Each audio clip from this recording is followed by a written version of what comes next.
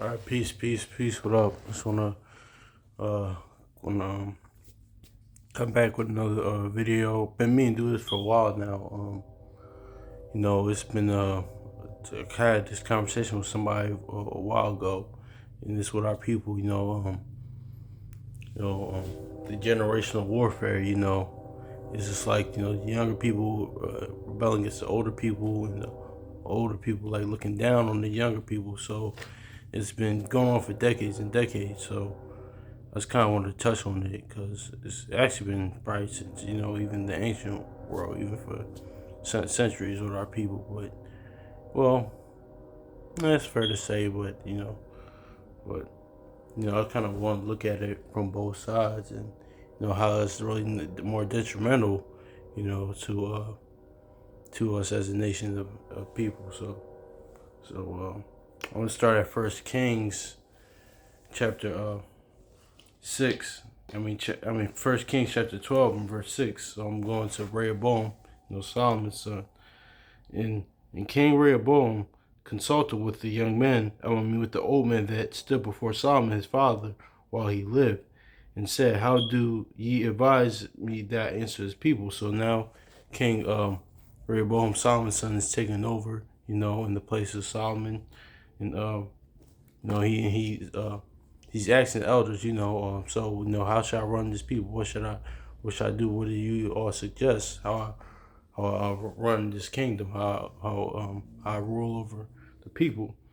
In verse 7, they spake unto him, saying, "If thou wilt be a servant unto the people this day, and will serve them and answer them and speak good words to them, then they will be thy servants forever." So they're basically saying, the elders is basically saying of Israel, during Solomon's time, is basically saying, like, if you take that, don't treat the people like your father did, like your old man did, then they'll hearken on to you. Basically, if you let take the yoke off, off their neck, or don't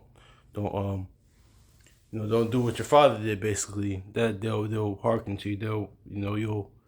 You'll be a good king. You'll run your kingdom well. So this is what Rehoboam decided to do. He said, "But he forsook the counsel of the old men, in which they had given him, and consulted with the young men that were grew up with him, and which stood before him." So he just basically shrugged them off, like, "Listen, man, I'm not listening to you. I know the way. I know what I'm doing. You know, and that's especially important, especially brothers or young men our age, around my age range, to hearken onto elders, and because I'll get into this later, but there's a difference between elders and OGs though. So yeah, so I'll get into that later. But hearken on to a wise elder or somebody a little older, hearken on to their words, and take their advice and even listen. Because even though somebody older, and it's probably like somebody that's feel like okay, this older and just never learn. I still just out of respect of their age, I'll still will listen to what they're saying, even though it might be this is really, I don't know what he's talking about, but I don't really agree with what he's talking about. But I'll listen. So, but all right, let's get back to it. So I'm gonna read it again. It says, "But he forsook the counsel of the old man, which they had given him, and consulted with the young men which were growing up with him, and which stood before him." So he just said, basically, forget what they talking about. Listen, my homies that I grew up with, what should I do, basically? Yeah, the younger men. So in verse 9, and he said unto them, "What counsel that give ye, that we may answer this people who have spoken to me, saying, Make the yoke which my father did upon us lighter?" So he's okay. Verse 10, and the young men that were grown with him spake unto him, saying, "Thus thou speak unto this people that spake unto thee, Thy father made our yoke heavy, but make thou it lighter unto us. Thus thou say unto them, My little finger it shall be thicker than my father's loins. And now, so whereas my father did lay a heavy yoke, I will add to your yoke. And my father has chastised you with whips, but I will chastise you with scorpions." So yeah, basically, yep. This is that's what the excuse me. That's basically the people the men that he grew up around with, the younger men grew up around with. That's what he basically uh told them to say. Told King Rehoboam. That's what their counsel was for him. So basically, he was like. Then later on, as you read down, actually, let me get verse.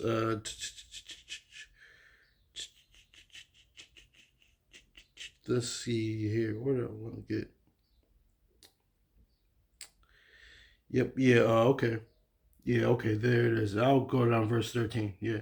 And the king answered the people roughly and forsook the old man counsels that they gave him. So, yeah, he was like, man, I ain't trying to hear what y'all talking about with the elders. During Solomon's time and the elders, he wasn't trying to hear all that. So, so he forsook, and in, in verse 14, and spake to them after the counsel of the young men, saying, my father had made your yoke heavy, and I will add to your yoke. My father chastised also you with whips, but I will chastise you with scorpions. So yeah, so basically, I'm not sure if y'all ever seen the Batman movie in '89 that came out in 1989 with Michael Keaton and Jack Nicholson. So basically, that was kind of like his Jack Nicholson Joker moment. So he's like, "Oh, y'all think my father Solomon was bad? Wait till you get a load of me." If y'all see the movie, y'all probably seen that scene. So that's what he's basically saying. Like, well, wait till y'all get a load of me. Y'all think my pops, my old man was bad? Well, wait till y'all see what I'm gonna do. So yeah, so basically that's an example of how young men, how younger brothers, how we need to hearken on to a wise word from elders. Listen to when they speak.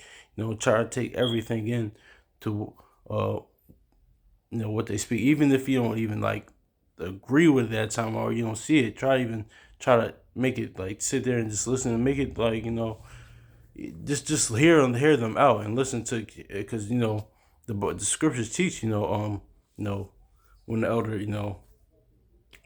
gives when the elder, a wise elder, gives you advice, take heed to that counsel. So that's an example. That's a probably prime example in the scriptures where they just totally forsook King Rehoboam and the young man around, totally forsook what the elders had to say, and how that ended up. So, and that's happening to this day. It's been happening for decades and decades. So yeah. All right. Let me get First Timothy 4:12, because this is a balance to all this stuff. So.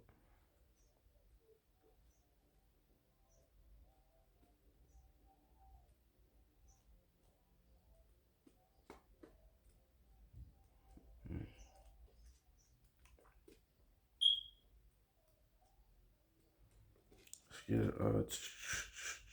hold on, y'all.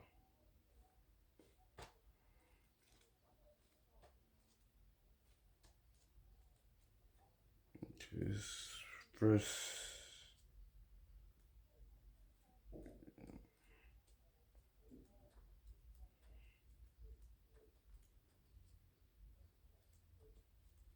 All right. Very good.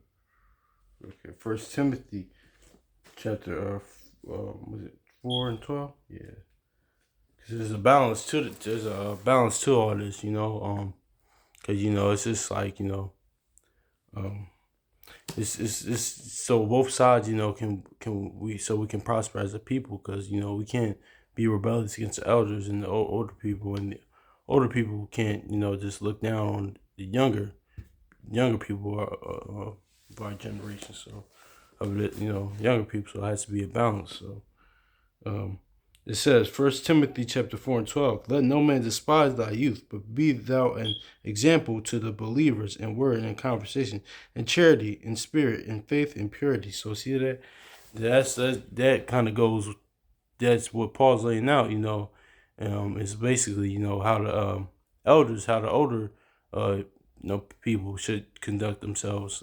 Towards the younger to the youth, to the younger generation. So because it's a balance. Because as Job says in the book of Job, the age isn't always wise, and you know we could read that in Susanna. That's what that whole thing, that whole account, that whole story, that whole incident, that whole let's say his the whole account, I should say, that shows that that all because age and gray hair doesn't always mean that you're wise.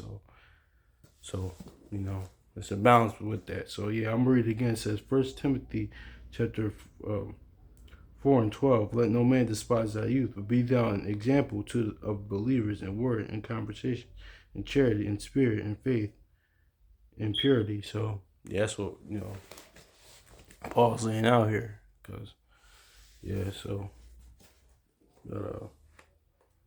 let's I'll see what this reads in Oxford.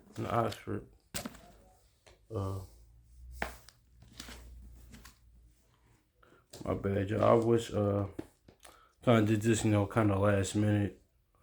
So bear with me. I'm a little tired too, so that's why I'm starting and going too fast. Please forgive me. I'm trying to get even better at this.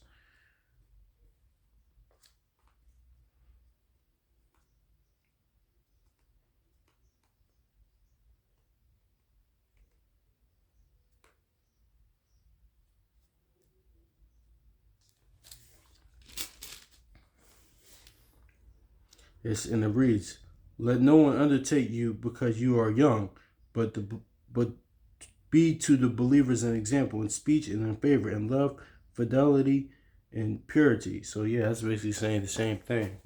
Can't. No, that's Paul's laying out. Don't look down on the youth. Don't look down on the younger, generation. Be an example to them. In spirit. By conversation. How you walk, how you move, how everything, conduct. So, yeah. So basically, let's get Wisdom of Solomon chapter 4 and 8.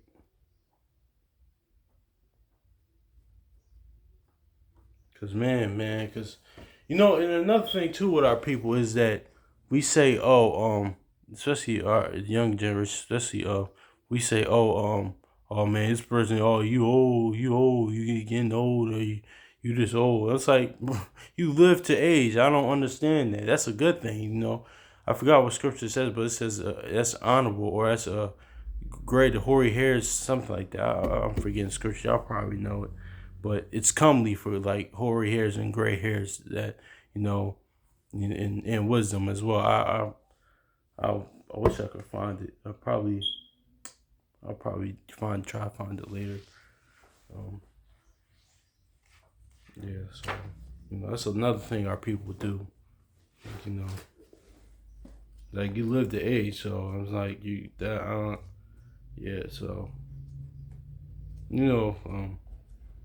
sometimes people we laugh and joke around, but sometimes I heard that like over here seriously. Oh man, this person well, you live the age. I mean, that's kind of part of it, right?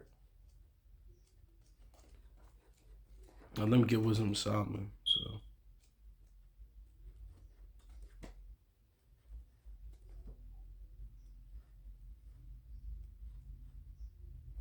this is Wisdom of Solomon chapter 4 and 8. And it says, "For honorable age is not withstandeth in length of time, nor that is measured by the number of years." So yeah, basically, because like I was saying, basically because you're older, doesn't mean that you're always wise. Like Job says, age doesn't always mean that you're wise. Mean that means wisdom. Because as I mentioned earlier, like read Susanna, that tells you that, it shows you that. So, and there's a difference between elders and OGs. Elders are going to guide you to knowledge and wisdom and understanding from experience and from scriptures, in life, just guide you right, teach you, especially in the scripture, they're going to teach you the ways of law, statutes, and commandments. And, they've been in this, like, especially ones that have been in this walk for a long time, or, even in the ancient world, there was always honorable for the elders. They always wanted the congregation of elders, to make judgment, whatnot. But if there's an issue, bring it to elders. That what happened a lot too. So and so yeah, even elders, certain elders, can give you direct steer you in the right direction for knowledge, wisdom, understanding. So you could pass it on that, as Moses did to Joshua, basically. That's and stuff like that. And there's more examples of that throughout the scriptures. But now OGs, they can give you advice basically what not to do. The ones that that was in the streets, in the you know that went to jail for a long time and came back. They learned certain things. They reflected, and they did learn from their mistakes. Did certain things. They would live that lifestyle, but they can they tell you what not to do. I mean, an OG can tell you, but so much, because majority of the we all make mistakes, but majority their years they were weren't they weren't like they were going the wrong direction, but over time and experience they learn from it. But an OG can just only tell you so much. So that's why there's a difference between elder and OG. Don't get me wrong. I take me personally. I take advice from both. So because you can learn something from anybody. So definitely can. So but there is a difference between elder and OGs. I say that because a lot of times, like that's like Wisdom of Solomon just said. Honorable age and length of time doesn't always mean wisdom, but because a lot of times our people or um, we can assume sometimes that old age just means wisdom, and that's just not the case some of the time, because I met a lot of um uh like older people that are like they just never learned and never got it, so but that's what it's about. It's about learning and again, experience and learn from our mistakes. So, but I'm gonna read it again. It says, "For Wisdom of Solomon, chapter 4 and 8. It says, For honorable age is not what standeth in length of time, nor is it measured by number of years." So, yeah, I'm gonna read this. What it says in Oxford.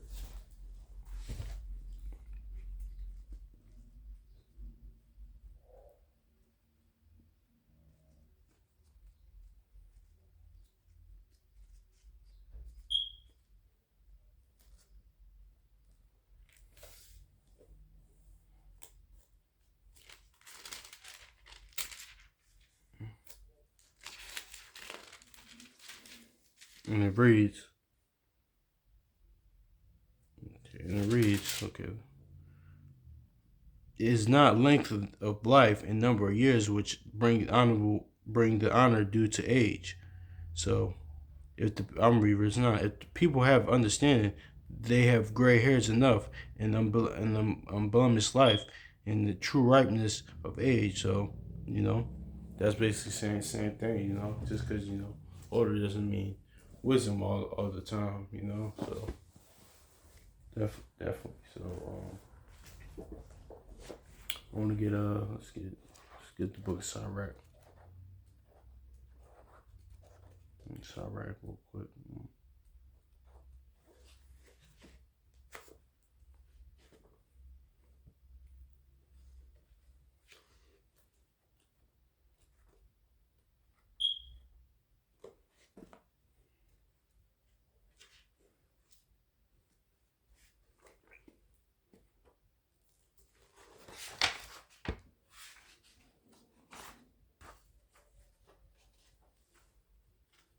Yeah, man, this is from myself too, man. I gotta keep this stuff in mind too, like because I'm in that age, and it's for even for those that's watching, I'm just gotta keep it mindful, harking on to wisdom of you know elders, and even sometimes listen to OGs. Me personally, I listen, both because you can like Then it's up to you to make discernment of what to okay, or what to take in, what to take out, or what advice or counsel that you receive. But yeah, but mostly the main point is this generational you know warfare is really not profitable. It's like okay, we were like this and y'all just like that, and or we always y'all don't know what y'all talking about, this and that. See, it's like a bunch of confusion and nothing comes out of it. It's a constant back and forth. Because this is Ecclesiastes chapter 42 and verse 8. Be not ashamed to inform the unwise and foolish in the extreme of the age that contendeth to those that are young. Thus thou be truly learned and approve of all men living.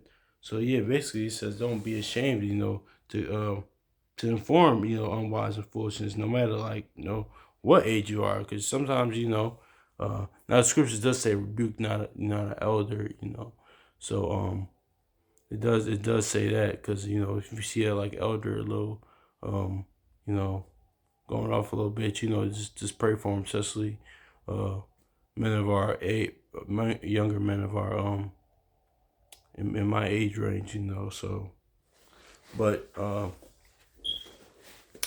it says, but this and that in your everyday comings and goings, sometimes you have to inform somebody, no matter what the age is, so because it says be not ashamed to inform the unwise and foolish in the extreme age that contendeth with those that are young, thus thou shalt be surely learned and approve of all men living.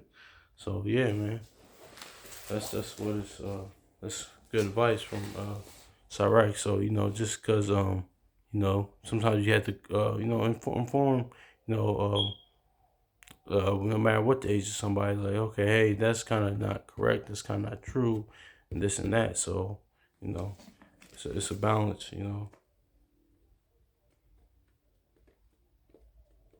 I'm reading Oxford.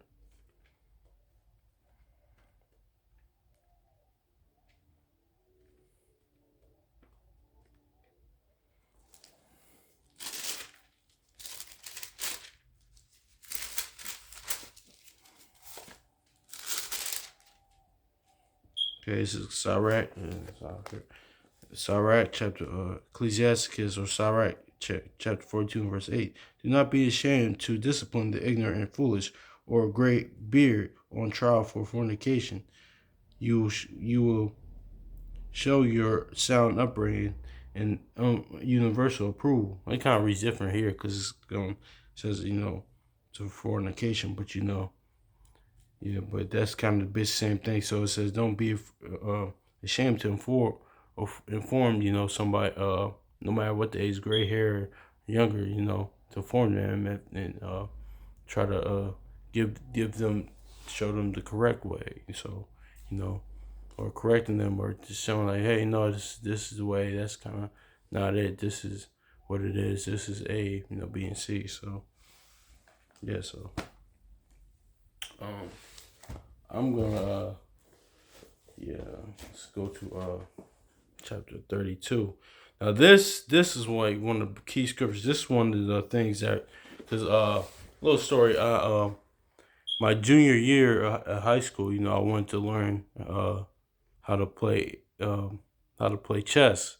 So, but my junior year I didn't do it. But my senior year I joined the chess team at my school. So I've been playing chess for a couple years now, and my grandfather always tried to show me how to play chess when I was younger, but I kind of shunned it. But as I got older, I mean, when I got into junior year high school and senior year, I learned how to play chess. But this is what Sirach here lays out. It's that kind of even helped me, learn how to play chess from when I was going to a park and different tournaments.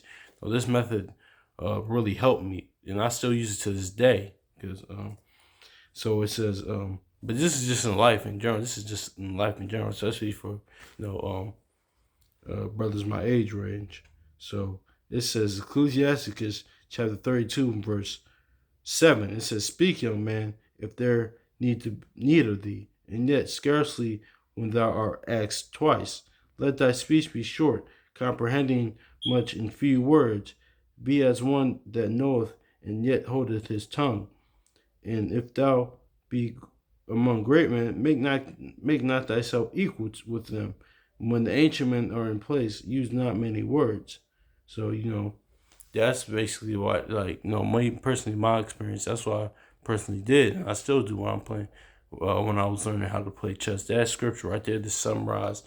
That just summarized my whole experience. Like, even still, like, um, I was like, learn how to play chess, but that just aside. But that was just a little aside. But yeah, but it says, especially for men from my age range, when you're around certain elders and ancient men, just well, not ancient men in the literal sense, but elders or older men, or just hold your tongue. You don't have to show how much you know. Just if you, like it says, if if you if they ask you something, answer it. Don't try to you know uh be too long. If they answer saying something, like, say, "Hey, what do you think about this?" You give your perspective. And, you just leave it at that. They might you know take in consideration. They might not, or they just might want to hear your input. And and you say what it is, and um yeah, that's you leave it at that, and say, "Let thy speech be short." So I'm gonna keep going and keep going, keep going, um, um, because there's no need of that. And it says, in verse 9, "So if you're among great men, like great, elder, just don't try to make yourself equal to them, like said before, like try to show how much you know. Just um, how you move is that's probably what they're gonna pay attention to more, like your actions, stuff like that. So yeah, man. But this right here, when I read for this for the first time, I was like, yeah, that really kind of method I used when I was learning how to play chess. And this method is, I mean, this scripture is, uh, you know, that's key in life. So it even the Bible tells younger men how to you know conduct themselves when you're around elders. So and so yeah, I'm gonna read it in Oxford.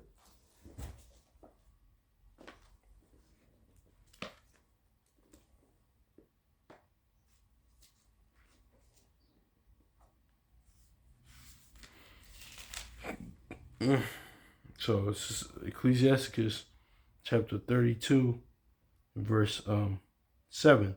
Yeah, when you are young, speak if the need arises, but twice at most, and only when asked. Be brief. Say much in few words, like someone who knows and can still hold his tongue. In the company of the great, do not make yourself their equal, or go on chattering when another is speaking.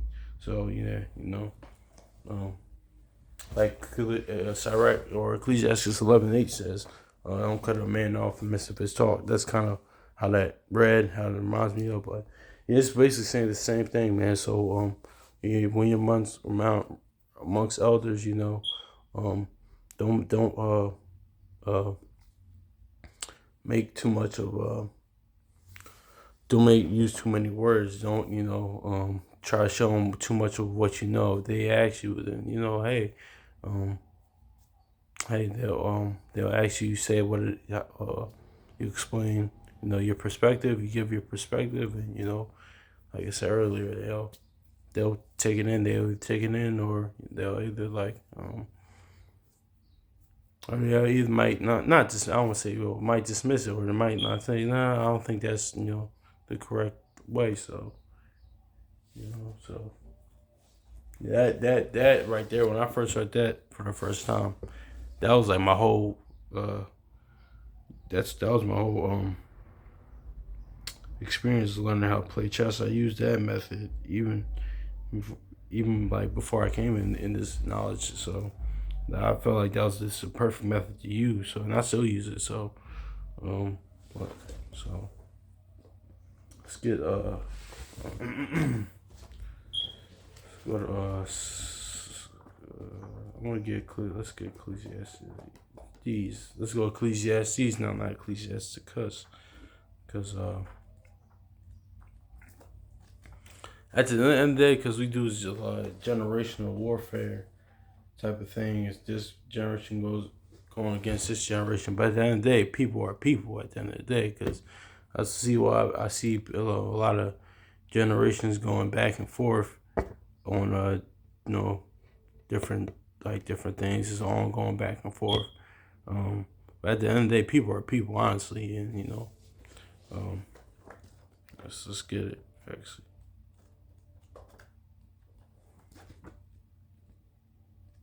That's why we constantly go back and forth. So, but it kind of gets us nowhere, with our people. It really gets us nowhere. Says, all right, it's Ecclesiastes 1:9. We probably heard this. The thing that have been and it. Sorry, I'm gonna read it again. The thing that hath been, it is which shall be, and that which is done, and is that which shall be done. And there is no new thing under the sun. So yeah, there's no new thing under the sun. So so people are people at the end of the day. Same, mostly about everything, or mostly a lot of things that are going on in this world was happening in the ancient world. It's just a little we could say a remix version of what was going on in ancient world, because a lot of the same practices or in the this current time was going on back in the ancient world. So it's just kind of revamped, because now we're in an age of technology now, and things change, but it's still the same thing that's been going on in the this is kind of another topic, but people, what kind of ties into this, what people are people at the end of the day, and there's no new thing under the sun. So yeah, just like like homosexuality now is in right now it was just like that in the ancient world too. So and I always use that as an example. That's one of the many things. So I want to read that again. It says, "The thing that hath been done is that which shall be, and that which is done is that which shall be done, and there is no new thing under the sun." Even that verse, even that sounds like a rap, right? Even back then, the brothers had bars, so it's like no new thing under the sun. Because when I read Proverbs sometimes in Psalms or something, Ecclesiastes, it's like the metaphors and the comparisons and the parables is kind of like like even rap now. So it's kind of like comparisons, like no new thing under the sun. So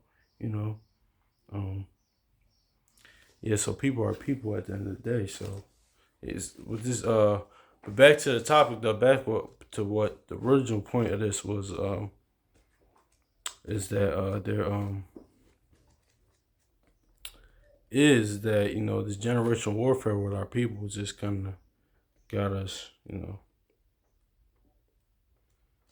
trying to got us nowhere. All right, it's really gotten us nowhere. Just constant back and forth, So, but I want to end off with this. Proverbs 11:1. A false balance is abomination to the Lord, but a just weight is His delight. So, a false balance, because there has to be a balance. It can't just be us, the younger generation, rebel against the older generation, the older generation looking down on the younger generation, because then they people, people are people, and this things been happening, now in the ancient world, and the same things that the problems that befall us, is because it's been due to our disobedience to the Most High has been captivity after captivity for centuries with our people. But I made this because I had a conversation a while back about the constant generational warfare, and younger people thinking we know everything, and the older people looking down on younger people. So that's why I wanted to do this. So yeah, that's just kind of last minute. So I know it's kind of out pauses and but